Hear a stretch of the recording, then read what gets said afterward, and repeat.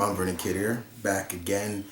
Coming to you again for requests from the world of my Patreon to my Uber Pack members. Uh, this comes from Lorenzo Smalls, one of my Uber Pack members and one of my beta level tier members on my Patreon. At this level, guys, once again, you are able to request for videos. Doesn't matter what it is, you can request it to a degree. You know what I mean with that.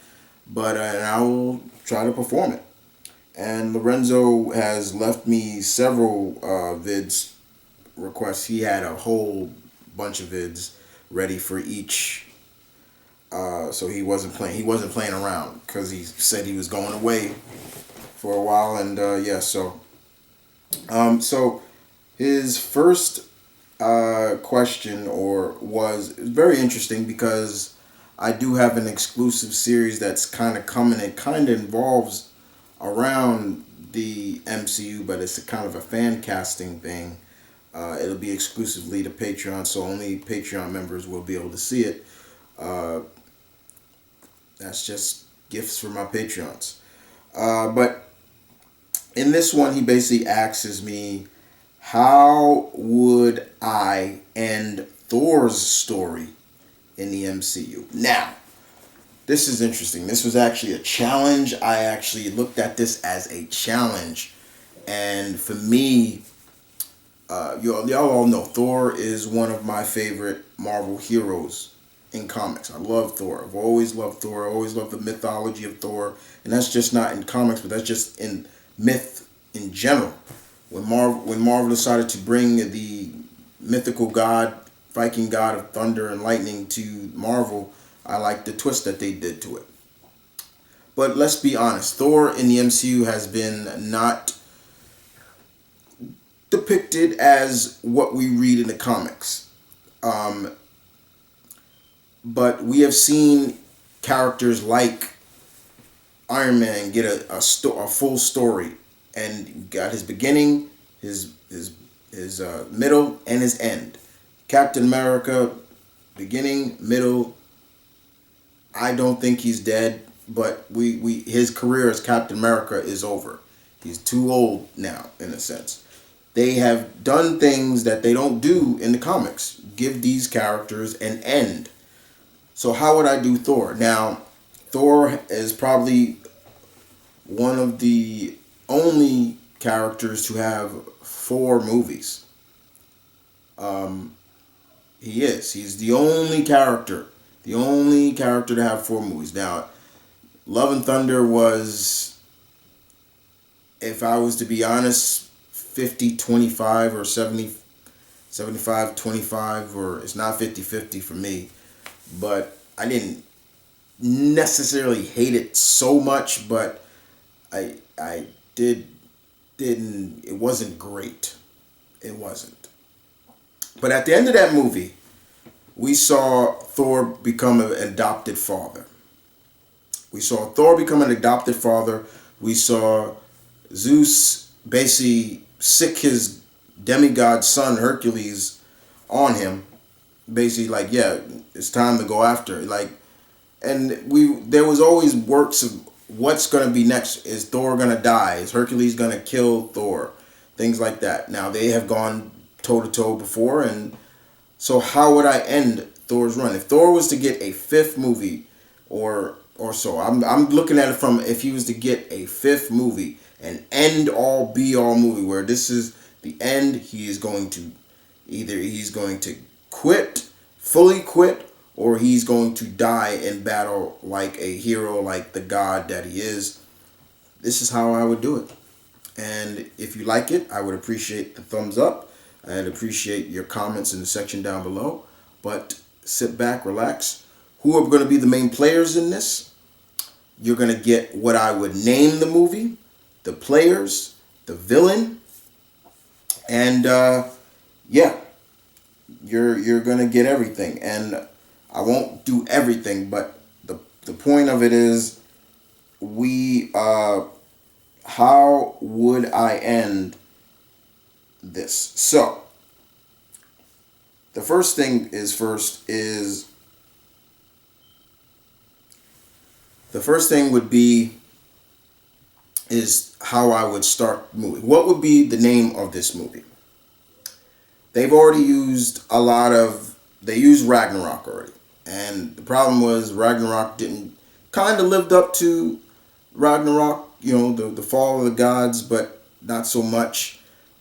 So Henry Chris Hemsworth has always said, rumors has that he wants a more serious tone Thor now, and this would be my movie where he's more serious tone, but he is a father figure now. He is a surrogate father. He's a father, so love is his main priority, as well as he has a lot to fight for now. But this is how I would do it. So the movie would be called Thor: Dark Omen. And why Omen? Because the Omen would be Thor's death. So the movie, the story would start with you would see a distant planet. The planet is filled with alien race of cat people. I'll just throw cats out there. Probably the same, I would say, the same race of cat people that the Marvel character and Starjammer Hexaba is from. See, you see where I'm going out there? Kind of throwing little winks of Marvel Universe. These cat people are like normal people. And all of a sudden they look to the sky and a ship descends. A ship descends, and off the ship comes the Corbinite, Beta Ray Bill. The champion, former champion in the Grandmasters duels. Remember, Beta Ray Bill is in the MCU. We know he's there. He was supposed to be in Ragnarok, but they didn't do it because they felt like he needs a better story. Okay. And there he is trying to communicate with the locals. When he speaks, Keith David, the great Keith David's voice comes out of Beta Ray Bill. And he speaks and he is asking them questions. He's explaining to them that he really means no harm, but his ship, Scuttlebutt, needs some shelter and rest. He's been searching for his people, the Corbinites, for years now since he left. And one of the leaders, the elder of the cat people, come forward and welcome him. And they said, come, you need food and shelter. We have it.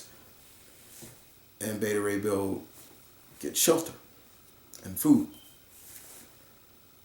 Lo and behold, he sees ruins, like an area that is basically kind of closed off.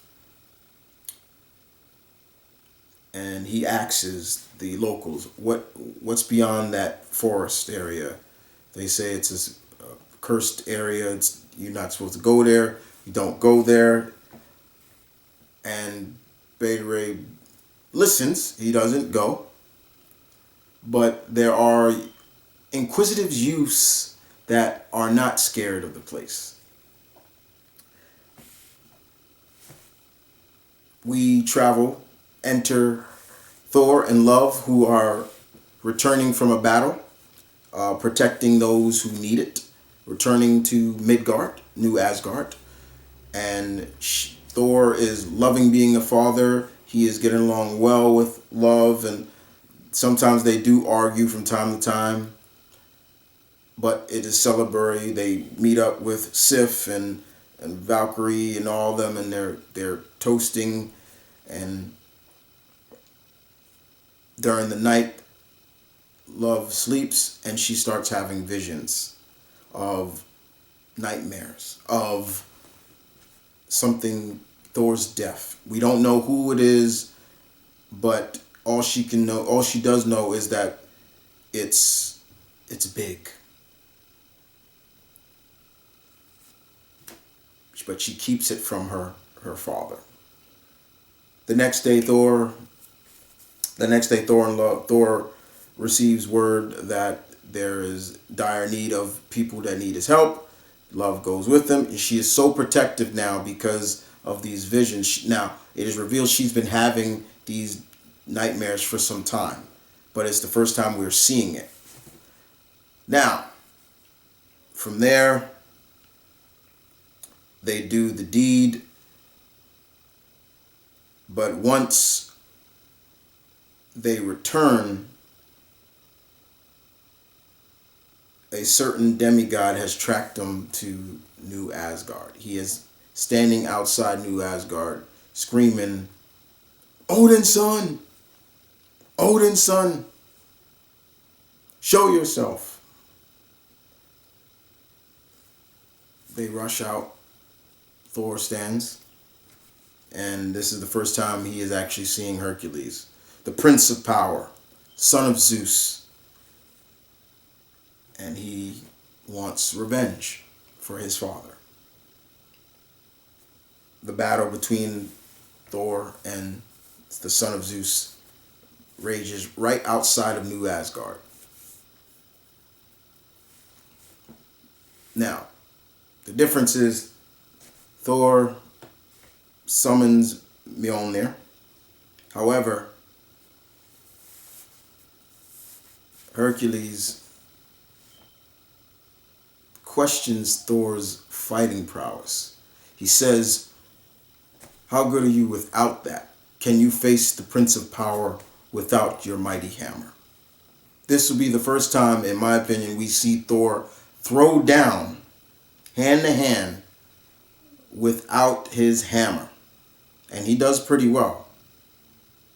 And they go blow for blow, back and forth, blow for blow, back and forth, till finally, at one point, it is a stalemate until Hercules literally plays a little dirty.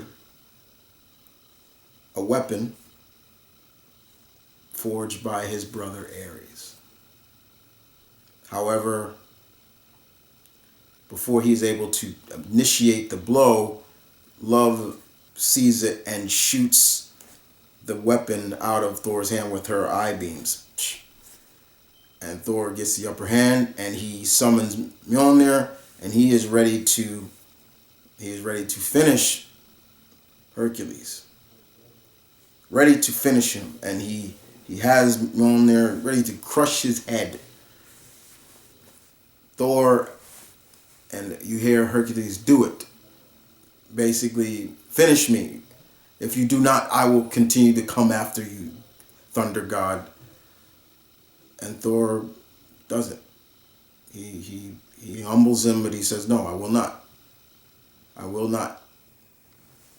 Thor questions why. Why are you doing this? Why is there so much hostility? And he explains to him why. Thor explains to Hercules why he needed to do what he did in Love and Thunder. And maybe you need to think about who your father truly is. Back on the planet where Beta Ray Bill is, he is resting and still trying to figure out new coordinates to where he may think his people are. Those inquisitive youths travel into the forbidden area where they find runes. The runes are protective. They're glowing. It's almost like it's a protective barrier. And these youths break that barrier. Once the barrier is broken, the ground begins to shake and rumble. And a cave opens up. And inside the cave, soon that you get to see a huge silhouette. You can't really tell, but it's huge. Then that silhouette morphs smaller, but still mighty huge. And out walks a dark-figured human man. And he looks at the youths. They're scared. and he screams a name. Screams, "Where is Bor? Where is Bor? Where are you, Bor? Show yourself." He's screaming like fanatically. So much that while he screams, he is just destroying this forest area. When he comes out, he scares the kids. They run. The elders find the kids. They're frightened. They say to the children, "What scares you, children?" And they point, and he comes out. The man comes out, and they say, he says, the elder of the tribe says, "Oh no, he's been free. He's free. Call, Orin, the serpent is free." That's when Beta Ray Bill comes to help. And Beta Ray Bill puts up quite a fight. He puts up a fight. He fights this being. However, Culborison the serpent is just too powerful. He is too powerful. He puts up quite a fight, but Beta Ray Bill is still just humbled. And instead of killing Beta Ray Bill, he leaves him injured to insult to injury.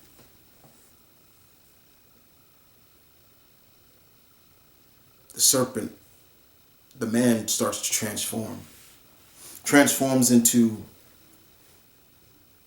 a giant serpent-like creature, and leaves the planet. Beta Ray is injured, but he feels it is his duty to warn whoever this creature is threatening. He gets back in the scuttlebutt and chases after him. Now back on Midgard, Hercules now is being held as a prisoner. Queen Valkyrie and them are saying, "What should we do with him?" And Thor says, "Take him back. Send him back to his father." While that is going, the serpent is going to where he last remembers Bor, where he thinks Asgard. Asgard is no longer there. No longer. But he can sense and smell Asgardian blood is still somewhere near. Travels while Beta Ray Bill catches up to him. He is commanding Scuttlebutt to fire, try to stop this monster. But for no ordeal, it's not working. Little do we know, in prison, being held captive, Love approaches Hercules, and she asks him, "Why are you trying to kill my father?" And Hercules explains. She doesn't understand. She says to him, she basically literally says, "You're a fool. Do you follow everything that your daddy says?" Like, literally is just belittling Hercules now. But she also is dropping some wisdom over the years, because the way I would do it is, Love has gotten older and she's gotten wiser and smarter, and she picks up things very quickly, and she questions a lot of Hercules' decisions. Like, she can understand why, but at the end of the day, she says to Hercules, "But your father isn't dead. Your father lives. He still lives. He's not dead. Is he dead?" Hercules says, "Nay, he's not." I don't know why I said nay, but I just like the old way of talking. And that's where she starts to go down the list of saying, she tells Hercules, "My father is dead, but he left me in the hands of my surrogate father, Thor Odinson." Unfortunately, Scuttlebutt crashes on near Midgard, in Midgard. Crashes right next to New Asgard, and they travel to retrieve Beta Ray, and he warns them. He warns them, strangers, please, like strangers, he is coming. The creature is coming. The serpent is coming. And when Hercules hears that, I mean, not Hercules, when Thor hears that, some of the Asgardians hear that, they're like, the serpent, the tails of the serpent, they are, they know some of the tales. Thor starts to remiss to, especially Valkyrie, what is going on, and he says, "My father once told me a story of what my grandfather did. My grandfather once protected Midgard from a giant serpent, a creature of great power that can look like a man, but is no more than a giant serpent of death and fear. My grandfather, the only way he could truly stop it was to use, with the help of witches."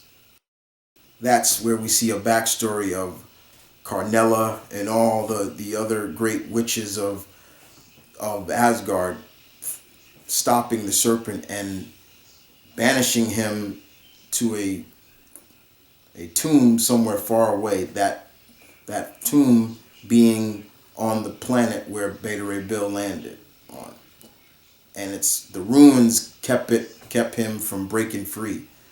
Someone broke it. Hence, Thor starts to warn the people of New Asgard to prepare yourselves. And this is once again, finally, this time around, Love has a vision directly while she is awake. And this time she can clearly see what kills her father, the serpent.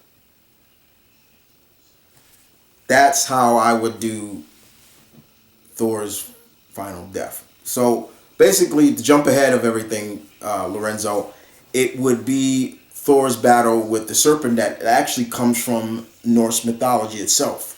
I would use the serpent in his final battle. I would there have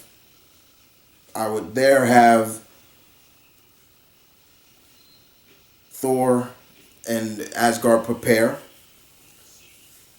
When the serpent does arrive, he is there. He sees all the Asgardians that survived, and he can smell them, and it kind of gives off that like Asgardians, yeah, like Thor prepares with Mjolnir,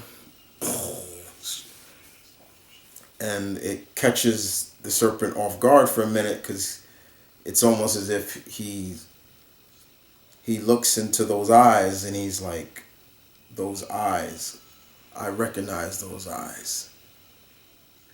You are an heir of Bor, or you not? That my grandfather, like, yeah." So the battle would be fierce. Love would free Hercules. Hercules would find the redeeming qualities of who he is to help. Love would stand by her father's side, but there would be times where Thor would not want her, but she's gonna do it anyway. There will be a point in the battle, even with an injured Beta Ray Bill, where he picks up Stormbreaker. Because remember, Love had Stormbreaker. She picks up Storm and he's wielding it, helping. Even it's even giving him strength to fight on. Throughout the battle would continue, and it'd be somewhere down the line where I would have where Thor is just tapped into that hidden power, fully the Odin Force power, and he fights the serpent. He's hitting it with everything he has, and the serpent laughs at many times. And it's almost, in some senses, like, this is what Thor's heirs have become. Weak, but in the end, Thor would succeed in defeating Bor, but in the process, Cole, but in process, he dies along with him. He dies, and he dies with in Love's arms, his adopted daughter. The people of Asgard, while the serpent is dead, the serpent is defeated, Thor is surrounded by the people of New Asgard, and they weep and cry, but they also praise to him, and there would be a sign where Hercules would even look and maybe question again, like, maybe my father is wrong about you. My father may be wrong about you. And while before Thor's light is finally dimmed, he starts to remember all the wisdom that his father bestowed on him, the wisdom his mother bestowed upon him, even some of the wisdom that Loki has bestowed upon him. He turns to Love, and she starts to cry, and he tells her, "Do not weep for me. Don't weep. Don't cry. I'll, I go to a better place. I'll always be with you. You are a warrior. You don't need me. But I'll always be watching." In the process before Thor is he calls to Mjolnir, and Mjolnir comes. Though he grabs it, it kind of falls because he's so weak, and he whispers to Mjolnir, "Find someone worthy." And Mjolnir drops and slides right to Love. While Thor is nearly completely gone, someone starts to descend from the heavens. That person being Jane Foster in her Valkyrie form, a true Valkyrie coming to retrieve Odin's son. He smiles and he says, "I knew you would return." And Jane would say something kind of witty, and she's almost like, "I have to get used to this," but it's time. And she takes him. He ascends to Valhalla. He is rejoiced with all the dead Asgardians, you name it, even some we never even seen before. He walks and is greeted with Frigga and Odin. And Odin, "My son, I am proud of you. I am so proud of you. I knew you were always worthy." Frigga hugs her son, and that is Thor's story. In the end, there is a memorial of there is a memorial of of Thor, and there stands all the Asgardians, including Valkyrie herself, Sif, everybody. They all start to depart, and three people are still there. Hercules is still, and he says, "I must return. I'm going to listen to what you said. I will return to my father." And their love, and it's only love and Beta Ray Bill. And Beta Ray speaks to love and says, "I didn't know him for long, but he was a true warrior. You should be proud of your father." And she says, "I am. I am." And love picks up Mjolnir. Now she is in a new look to the point where she is basically the equivalent of Thor Girl from the comics, holding Mjolnir now. She grabs Stormbreaker, looks at Beta Ray, and gives Stormbreaker to Beta Ray Bill, as it should be. Beta Ray bows and says, I am honored. I will carry this weapon with honor. If you ever need me, young sister," start calling her sister, "I will come. But I must still find my people." In that cool Keith David voice. He returns back to Scuttlebutt and leaves the planet. And Love, she says, "I have lost two fathers, but their love and spirit, their love for me and their spirit will guide me." She said, "I will carry on my father's legacy. Goodbye, Father. You will be missed." And she swings and flies off. The end.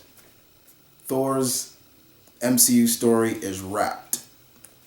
Thor is in Valhalla, rejoicing and having a good time with everybody. We do see that, but he does sense what Love said. What do I know? It's just a story, right? But that's how I would end it. The basis of it is, Lorenzo, is that I would end it, Thor's story, with similar to the Norse mythology. His last fight with the world serpent, the serpent. I chose the serpent for a reason, because I could have went with, Surtur, but I chose the serpent, and I would feel like it could be that way. I rushed through a lot of stuff, but because I didn't want to make this too long, but it probably is a little long. But I wanted it to be that way. I wanted the Cole, who was actually in the comics Thor's uncle, Odin's brother, but in the MCU they are some change. I didn't want him to be related to Thor. I wanted him to be an enemy of Thor's bloodline family. So that's why I chose Thor's grandfather, Bor, as it was Bor who he has fought. He fought Bor, and Bor is the one that banished him, along with other Asgardian sorcerers and things like that. That's why I put Carnella in there. So yeah, that would be like a big cameo spot. That's why. So yes, there you have it. what I would do for it. That's how I would end Thor's story in the MCU. I know it may not be for everybody, but that's kind of what I came up with. I was planning once I started doing it, I started to plan this. I was like, okay, this is how I would do it. So I hope if you liked it, guys, I appreciate hearing what you guys thought about it. If you didn't, that's fine. But if I would do it, it would be a serious take. Yes, I would go back to fight with Hercules, and it would be fight. It would be a fight, but it would be Thor fighting with just his hands. We would finally get to see throw hands, like literally throwing hands, like fighting and going blow for blow, but also being a little bit more stronger to a degree from him being a full god or so to a demigod. In a sense, I don't know how I would do that, but yeah, it would be something like that. And through Thor and Love's tribulations, Hercules would start maybe questioning, you know, is it wrong for us to somewhat be forgotten, to see how, you know, life has moved on past us, things like that. He would find his way and to be, and remember that, and I forgot to even say, even at times where Love is questioning, he starts to remember the days where he was looked at as a hero. I would bring up the labors and things like that that he once did. So yeah, I would do all that stuff. But the movie would be Beta Ray Bill's debut, but not his end. He would now Hal's whole Stormbreaker, which is his weapon. Like I said, you know, Love would be the Marvel equivalent of Thor Girl. That's why I showed the picture, because there is a character in Marvel Comics called Thor Girl, but she would also. There would probably be. I think I would also have Love evolve or upgrade Mjolnir instead of being what it looked like before. She would probably make it gold plated like Thor Girl's hammer is. So that's where I would go there. Thor did have a gold Mjolnir at one point. So yeah. So that's how I would end it. Yeah. There you go. So I hope you guys enjoyed it. This was fun. I like doing this. This was fun. I would do this again. If I would do this again, I gotta look at some more characters. How I would, if it's to bring them in, how I would do it, or to end their adventures in the MCU would be great. Thor. That's how I would end Thor. It would be based around the serpent. I'm not gonna pronounce the serpent's real name because I feel like I'll butcher the name, as well as I feel like I would be disrespectful to any Scandinavian people that are watching this video, because I don't like butchering names. I feel like I'm disrespecting it in a sense, disrespecting the culture and things like that, because the fact of the matter is I actually love Norse mythology so much, and it's very interesting, and especially here how Thor died would make sense to do that if they were to do it. It's a big if. Like I said, it's not going to happen, but that's how I would look at it. Anyway, guys, you guys take care. Deuces.